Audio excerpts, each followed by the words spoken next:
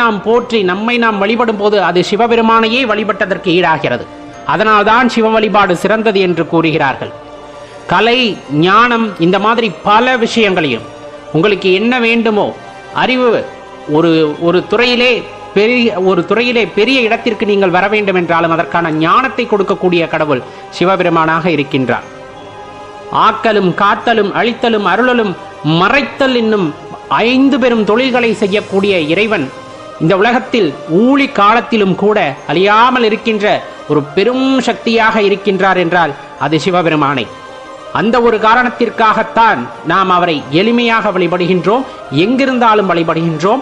ஆதியும் அந்தமும் இல்லாத பரம்பொருளை நாம் வழிபடுகின்றோம். அப்படிப்பட்ட பாக்கியம் நமக்கு கிடைத்திருந்ததென்றால் நம்மை விட இந்த உலகத்திலே மிகப்பெரிய பாக்கியசாலி யாரும் இல்லை என்பதை உணர்ந்து கொள்ளுங்கள். இப்போ நம்ம ரொம்ப ஒரு முக்கியமான ஒரு விஷயத்தை பற்றி பார்க்க இருக்கோம். இந்த வில்வ இலை அப்படின்னு சொல்லிட்டு இருக்கும். நம்மளுக்கு தெரியும், தெய்வீக ஆற்றல் வாய்ந்தது. நம்ம சிவாலயங்களுக்கு போகும்போது வாங்கிட்டு போவோம். இந்த சிவாலயத்தில் சிவபெருமான் மீது அந்த லிங்க திருமேனியின் மீது சாற்றுவார்கள். இன்னும் நந்தியம் பெருமானுக்கும் அதை சாற்றுவார்கள்.